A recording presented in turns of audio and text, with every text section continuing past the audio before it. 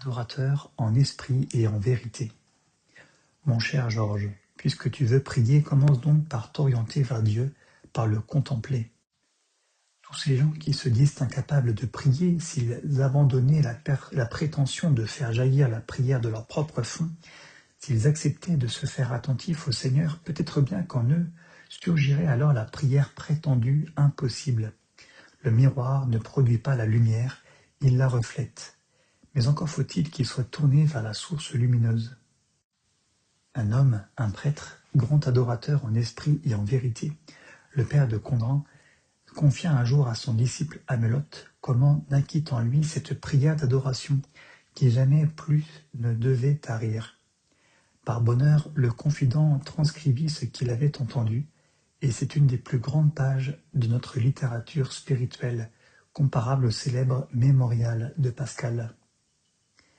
L'ayant lu, tu me diras peut-être que nous avons affaire à un privilégié, que Dieu ne se manifeste pas ainsi à tout homme. Ne serait-ce pas plutôt que nous-mêmes ne savons ni voir ni entendre, car Dieu inlassablement se montre et nous parle, par la création, par l'histoire du peuple juif, par les gestes et les paroles du Christ, signes éclatants de son amour indéfectible, par les saintes écritures qui sont à notre disposition. Mais nous, aveugles et sourds, nous continuons d'ignorer Dieu, alors que ses confidences sont là, sous nos yeux. Je me propose donc de méditer avec toi cette grande page. Elle démontre éloquemment ce dont je voudrais te convaincre, que la prière est réaction de l'homme à la manifestation de Dieu.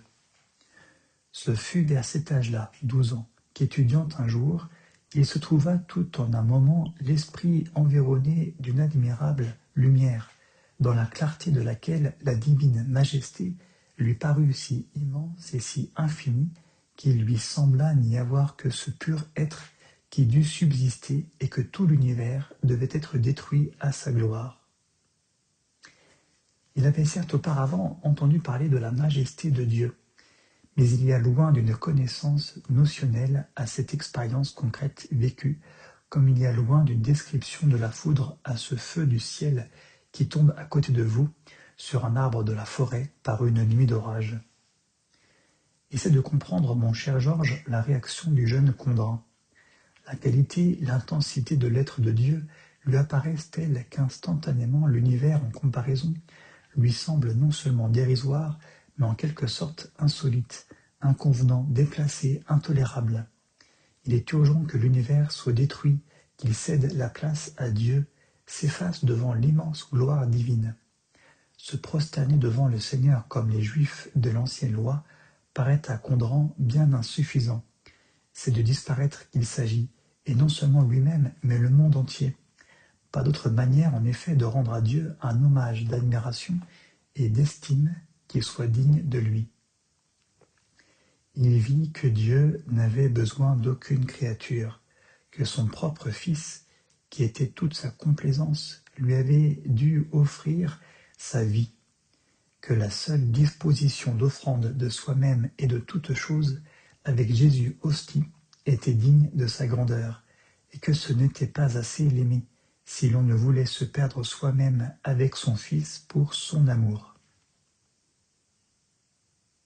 Il réfère sa réaction spontanée à des notions sûres et trouve aussitôt confirmation de son sentiment.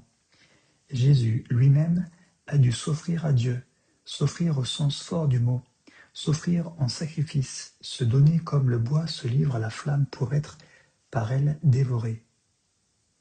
Aimer sans aller jusque-là, sans consentir à se perdre avec Jésus, tout espoir de reprise abandonné n'est que dérision.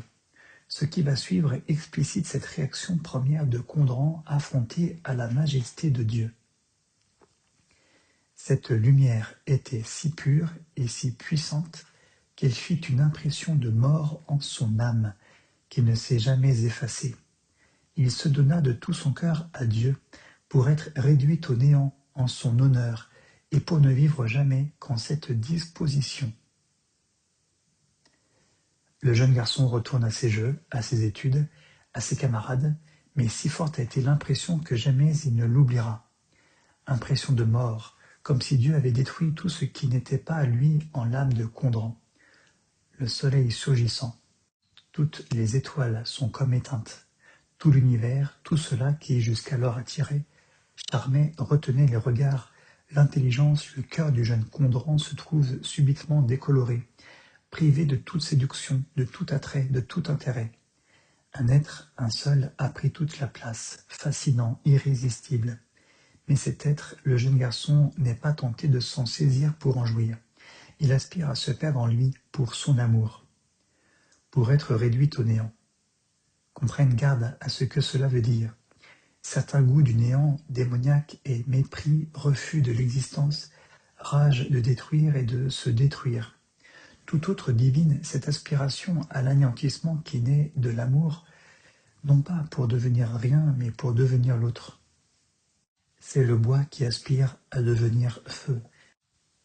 C'est l'hostie sur l'autel qui attend d'être vidée de sa substance par l'invasion du Christ.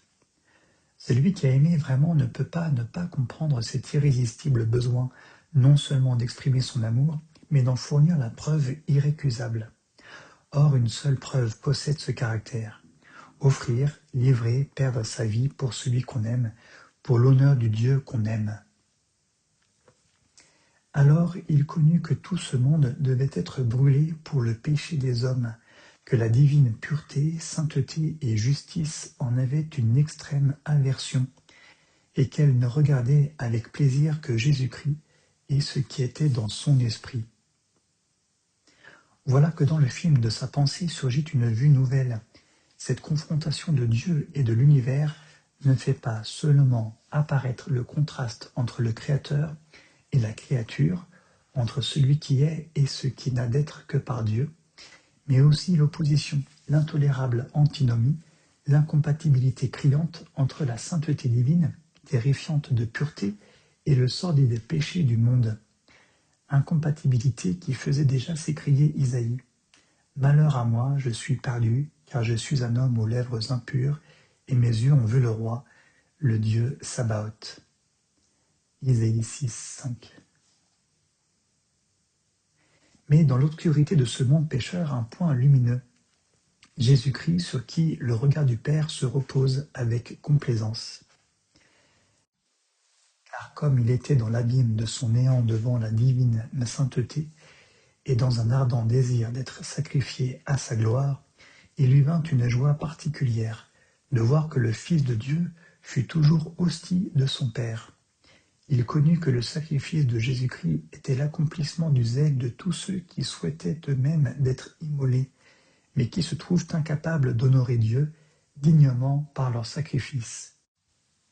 Que c'était louer infiniment la divine sainteté, justice, suffisance à soi-même, en un mot toute l'infinité du Père éternel, que de lui présenter son Fils mort, en lui confessant que non seulement l'univers, mais lui-même, avait dû être détruit en sa présence.